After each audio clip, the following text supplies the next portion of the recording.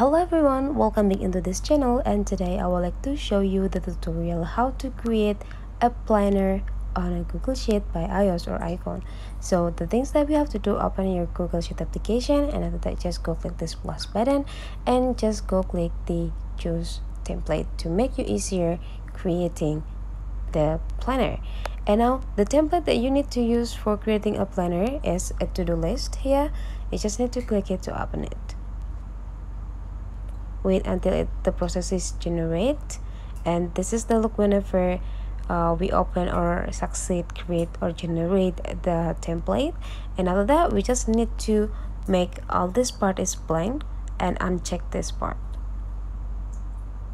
And now in the task here, let's make it blank by block the item or the cells and click the cells and just go click clear. And then for the dates here, you just need to change it by click the cells that containing the date, and after that go click this pencils button and just change everything on it. For example, you want to make a plan for 1st November 2023, let's say. You just need to change it, and after that go click done. And here it is. And now you are ready to enter the task that you need to do on the 1st November. For example,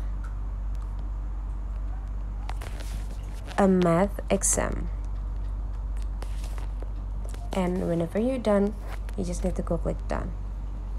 And now you already have the task for 1st November.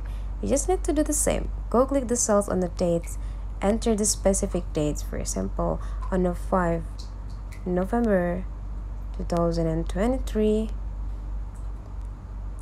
you have a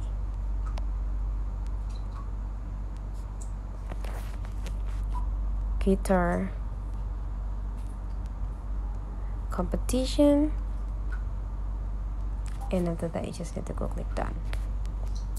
And whenever you already finish the task or completing this task, you just need to check the boxes, and then this means that the task is already finished. So that's the way how to create a planner on a Google Sheet application.